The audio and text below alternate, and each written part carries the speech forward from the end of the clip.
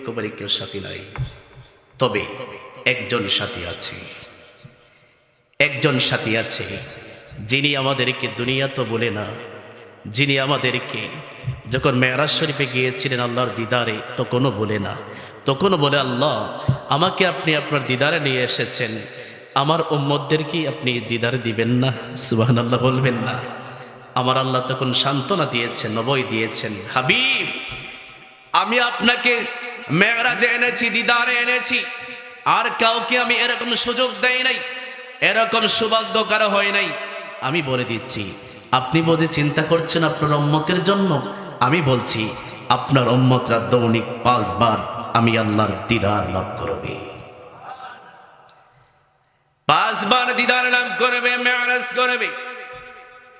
আল্লাহ তাআলা নামাজের মাধ্যমে মুমিনদের মেরাজ করায়, আল্লাহু আকবার বলেন না? যেই নামাজের মাধ্যমে আল্লাহ তাআলা মেরাজ করান, যেই নামাজের মাধ্যমে আল্লাহ তাআলা আমাদেরকে দিদার দেন, আমাদেরকে সাক্ষাৎ দেন, আপনারা বলেন আল্লাহর দিদার সাক্ষাৎ লাভ করতে চাই কি চাই না? 2 হাত তুলে বলেন চাই কি চাই না? চাই, মুখে মুখে বলি সবাই, কিন্তু মুয়াজ্জিন সাহেব যখন বলে হাইয়া আলাস সালাহ, হাইয়া আলাস সালাহ, হাইয়া আলাল ফালাহ, হাইয়া আলাল ফালাহ, মুয়াজ্জিন সাহেব যখন দাওয়াত দেয় নামাজের দিকে আসো, কল্যাণের দিকে আসো, আল্লাহর দিদারের দিকে আসো। কিছু কিছু মা বোন আছে আজানের সময় না ফাইরা আর কি রিমোটটা দিয়ে একটু আওয়াজটা একটু মিউট করে রাখে, না ফাইরা। আর মুয়াজ্জিন সাহেব যদি একটু সুর ভালো করে একটু আজান দেয় লম্বা করে, আজকে দিন মুয়াজ্জিন একবারে যেমন পর ফায়ালাইছে, তাড়াতাড়ি দিয়ে আজান শেষ হয়, তো সুন্দর সিনারিটা যাইতেছি নাটকের, আছে কিনা নাই? আরো জোরে বলে আছে কিনা নাই? অথচ মুসলমানদের মনোবাসনা কেমন হওয়া উচিত ছিল, মুসলমানদের চলা কেমন হওয়া উচিত ছিল, যখন আল্লাহ পাকের আহ্বান চলে আসে, কানের মধ্যে আজান চলে আসে, আল্লাহর দিদারে যাওয়ার জন্য সব কিছুকে বন্ধ করে দিয়ে আল্লাহর কদমের মধ্যে লুটায়া পড়ার দরকার ছিল আমাদের, কথা বলেন ঠিক কিনা? এবারে কান্দির জমিনের বন্ধু আমার, বাবারা আমার, এই দুনিয়ার জমিন খেলা তামাশার জমিন, এই দুনিয়ার জমিন ধোঁকাবাজির জায়গা, এখান থেকে অচিরেই আমাদেরকে বিদায় নিয়ে যাইতে হবে রে বাবা, এখান থেকে অচিরেই আমাদেরকে চলে যাইতে হবে। আমার আল্লাহ তাআলা আমাদেরকে এমন একটা ঘরের মধ্যে ঢুকাইবে, যেই ঘরটা হলো সাপ বিচ্ছুর ঘর, যেই ঘরটা হলো পোকামাকড়ের ঘর। এই জায়গা থেকে যদি আমরা বদকার হইয়া কবরে যাই, ওই কবরের মধ্যে আমাদের জন্য শাস্তি আছে নাকি নাই?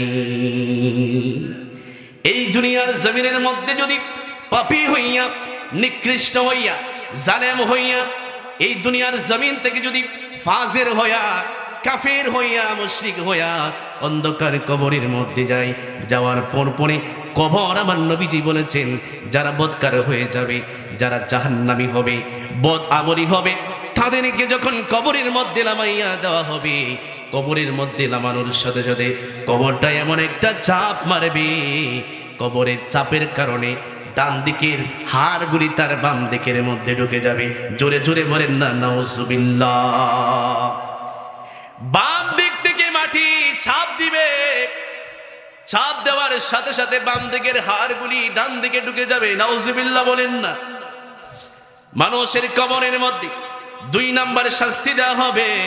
আমার নবীজি বলেছেন জাহান্নামের সাথে বদকারের কবরের একটা যোগাযোগের ব্যবস্থা করে দেওয়া হবে। জাহান্নামের আগুনের লেলিহান শিখা জাহান্নামীদের বদকার আমল যারা করে দুনিয়ার জমিন থেকে যাবে, কবরের মধ্যে, তাদের কবরের মধ্যে জাহান্নামের আগুন গুলো দেওয়া হবে। এ বন্ধু আমার, বালিকান্দির জমিনের মধ্যে কোনো ব্যক্তির গড়ির মধ্যে যদি আগুন লেগে যায়, পাড়া প্রতিবেশীরা বেহুশ হয়ে যায়, কেমন ভাবে আগুনটা নিভাবে, কথা বলেন না ঠিক কিনা? তারা বালতি দিয়ে এওদ দিয়ে পানি সেচন করে আগুনটাকে বন্ধ করতে চায়, নিবানোর জন্য চেষ্টা করে।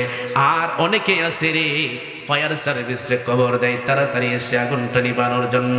জাহান্নামের আগুন এমন ভয়াবহ আগুন, দুনিয়ার আগুন যদি শরীরের মধ্যে লাগে, আল্লাহু আকবার বলেন, দুনিয়ার আগুন যদি শরীরের মধ্যে লাগে, সর্বপ্রথম আগে চামড়া জ্বলে, কিন্তু কিতাবের মধ্যে এসেছে জাহান্নামের আগুন যখন শরীরের মধ্যে লেগে যাবে, চামড়া পুরার আগে কলিজাটা বোনা হয়ে যাবে।